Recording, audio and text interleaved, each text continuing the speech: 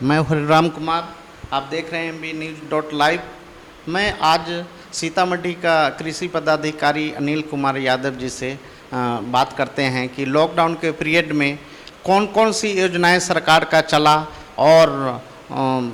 इसके बारे में बतलाएंगे। अनिल कुमार,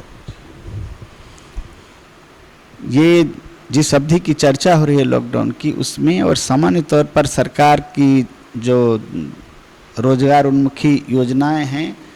और उनके आमदनी में बढ़ोतरी करने के लिए जो कार्यक्रम चलाए गए हैं, उसमें इस बार एक फोकस था कि लॉकडाउन के पीरियड है, लोग घर से नहीं निकल पा रहे हैं, किस तरह से खरीफ में खेती अपनी बेहतर ढंग से करें। उसके लिए सरकार ने कहा था कि ज़्यादा से ज़्यादा हम लोग बीज को उनके घर तक पहुंचावें, होम डिलीवरी करें। और उसमें सीतामढ़ी ज़िला बहुत हद तक सफल हुआ है कि जितने लोगों ने आवेदन दिया था, उस आवेदन से 50% से ज़्यादा लोगों के घर तक हम लोग बीज को पहुंचा पाए और उन लोगों को उचित कीमत पर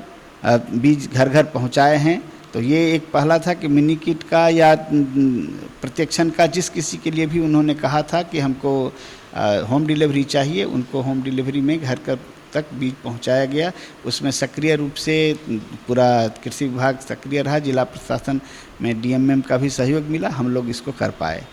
दूसरी योजना जो हम लोग की चल रही है सर, जो किसान का आत्मनिर्भर बनाने के लिए जो आप लोगों ने काम किया, कौन कौन सा योजना है, जरा इस पे भी लोगों को आप बतलाएं कि ज़्यादा से ज़्यादा लाभान्वित जो किसान हुए किस किस योजना से हुए। इसके तहत हम लोगों ने जैसे जिले में अभी कमज़ोर वर्ग के लोग या और जो लोग मधुमक्खी का पालन करते थे, जिनने प्रशिक्षण लिया था, उस सब को प्रशिक्षित पहले किया गया जिला स्तर से, और प्रशिक्षण के बाद 2800 मधुमक्खी के बक्से बांटे गए जिले में। उनसे सैकड़ों परिवार लाभान्वित हुए हैं और वो लोग मधुमक्खी उत्पादन करके अपना जीवन यापन बेहतर ढंग से कर रहे हैं। इसके अतिरिक्त लोगों को प्रशिक्षित किया गया और फिर उनको बताया गया कि आमदनी यदि बढ़ानी है, दुगुनी करनी है, तो हम लोग केवल पारंपरिक खेती से नहीं, उससे अलग हट करके यदि हम लोग फल पर भी और सब्जी की खेती करें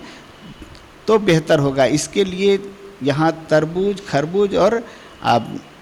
सीडलेस खीरा होता है, इस तीनों पर फोकस किया गया और इस तीनों के बारे में लोगों को प्रशिक्षित करके बड़े पैमाने पर सैकड़ों एकड़ में लगवाया गया। और ये परिणाम सुखद रहा है कि इस बार जबकि बीच बीच में बारिश भी हुई, लेकिन हम लोग टेक्नोलॉजी से उसमें ड्रिप इरिगेशन और मल्चिंग का प्रयोग कर करके तरबूज खरबूज की और सीडलेस कुकुम्बर की खेती करवाए हम लोग। उसका परिणाम इतना सुखद रहा कि लोग उसको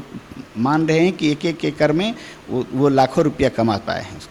जी, इसके लिए कोई सब्सिडी जो दिया गया किसानों को, जो प्रवासी मजदूर आए, उसके लिए कौन कौन सा योजना चला जिसमें आप लोगों ने उसको सब्सिडी भी दिलाया और वो कार्य किसान लोग कर रहे हैं जिससे लाभान्वित हो रहे हैं?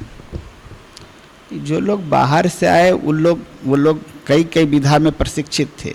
उन लोग जिस विधा में उनका हुनर था, उस विधा का उपयोग करते हुए यहाँ उनसे वो काम लिया गया कि ताकि वो यदि जान रहे हैं बेहतर ढंग से खेती करना तो खेती किए, या फिर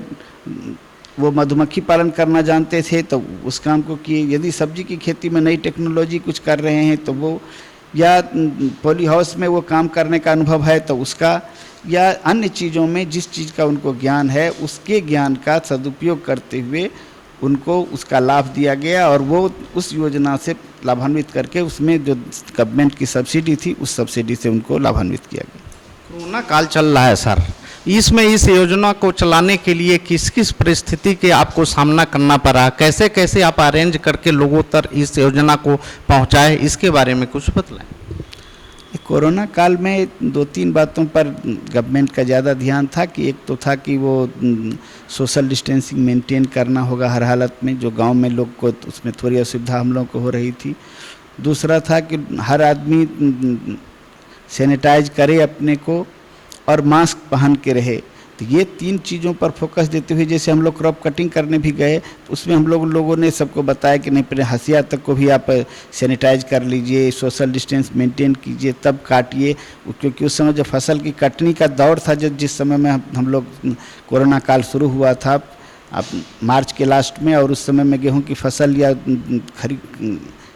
रबी की फसल थी खेतों में लगी हुई, उसके लिए उन लोगों को प्रशिक्षित कर करके वहाँ से हम लोग बताए, गांव-गांव जा करके हमारे सलाहकार, किसान सलाहकार, कोऑर्डिनेटर, बीओ और विंग के सभी लोग जनप्रतिनिधियों के माध्यम से भी इनका प्रचार प्रसार करा करके हम लोग ये बताए कि किस तरह से इससे बचते हुए होता। परिणाम भी है सुखद कि सीतामढ़ी में कम से कम केस निकले हैं और उसके बाद कैजुअलिटी तो नहीं के बराबर है। तो देखा आपने, सीतामढ़ी की कृषि पदाधिकारी हैं, कैसे लोगों को, योजनाओं को इस परिस्थिति में भी लाभ दिलाने के काम किए और सारे किसान भाइयों को आत्मनिर्भर बनाने के काम किए, और कैसे कैसे परिस्थितियों को इनका सामना करना पड़ा। तो आप देखते रहिए MB न्यूज़, मैं हरिराम कुमार के साथ बने रहिए MB News.live पे। Thank you sir.